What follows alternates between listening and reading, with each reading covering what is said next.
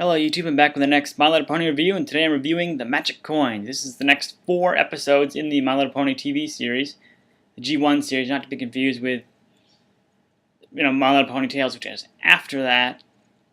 And this involves a little bit of be careful what you wish for, because they end up finding a chest of gold coins, which turn out belong to an angry sort of troll-like creature named Niblick, who's collected various items based on what people give him, because he wants something in return. He requires you that, because he lives on the other side of a drawbridge. In order for him to release it, you have to give him something of value, and he ends up collecting a whole bunch of stuff over the course of before the ponies and everyone else get to him. But the reason why they come to him is because they end up activating the gold coins one at a time without really realizing that they're an issue.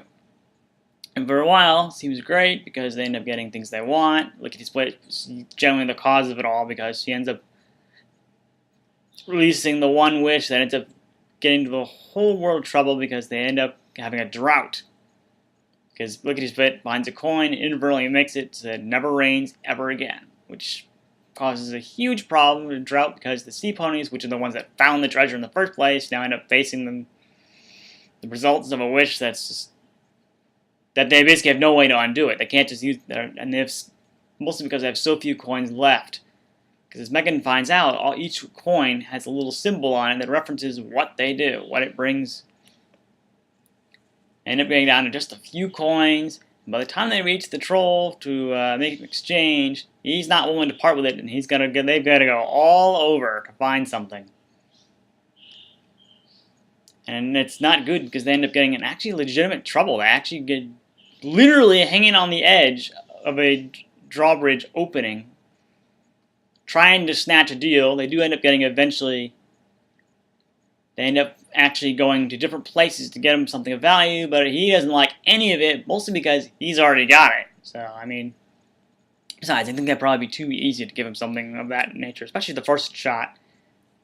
He's actually got a bunch of them. It's like a giant red gem they end up getting from a volcano. He's got like 20 of them stacked up, so it's obvious why he wouldn't need any more.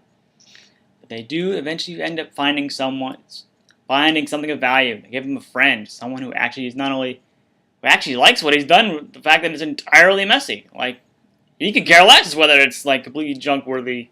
He actually enjoys it, and this actually puts the troll in a much better mood. Not only that, but they actually get the weather back,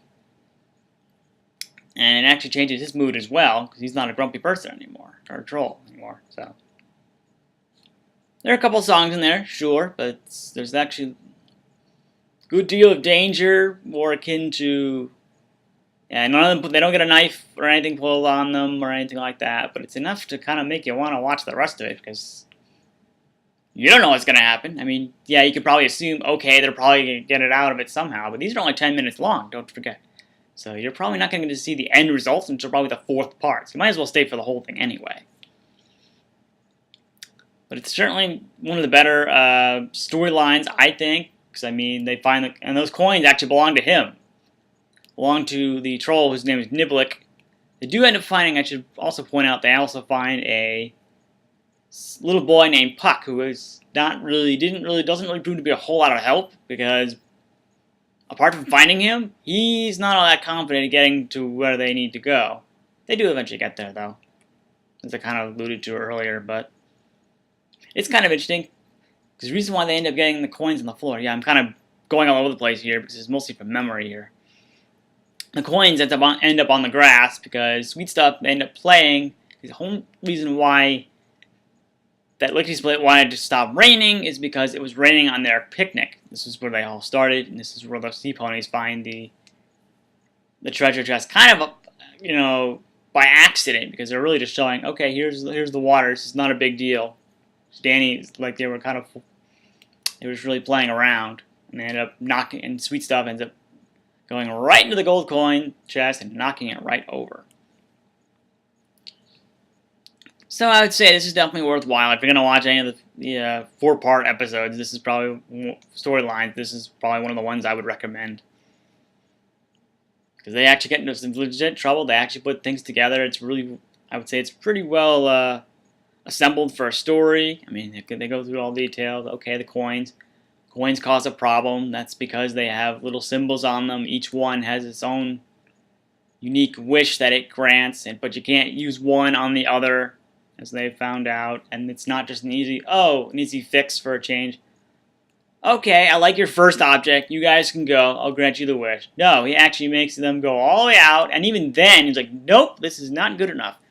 You guys have to do better than that. So that proves this is not just a simple fix. I would definitely recommend it if you're watching the TV series.